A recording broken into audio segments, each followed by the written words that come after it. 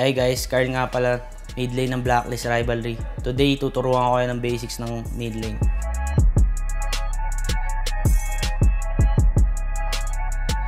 Ang advantage ng high ground siguro pag range ka, tas range to range, tas pumapalo ka sa high ground. Tas yung ka-lane mo nasa low ground, parang may chance na mag-miss eh. So lamang kapag sa high ground ka tumitira. Kaya ayun yung advantage ng pag nasa high ground ka.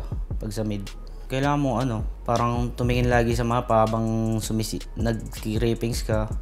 Kailangan tumitingin-tingin ka pa rin talaga sa mapa. Tapos tanong-tanong ka rin sa kampi mo pag nawawala na yung mga support, para may idea kung pwedeng magang ka na. Pwede ang gumak ng sobrang bilis kahit mga 4 minutes pa lang. Pagka yung kunyari nanalo ka sa lane, sobrang laki na ng advantage mo, pwede yan tumulong sa ibang lane kasi marami na nakuha sa lane mo eh.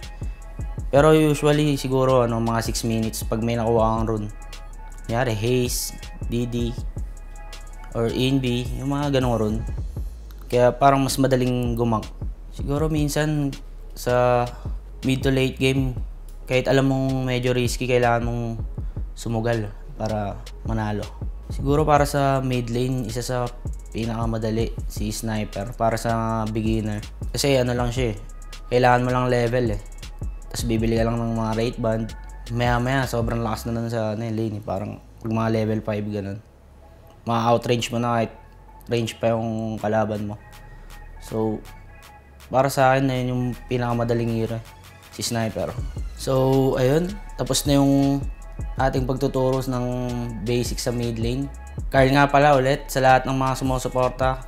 Maraming salamat, pagpatuloy nyo lang.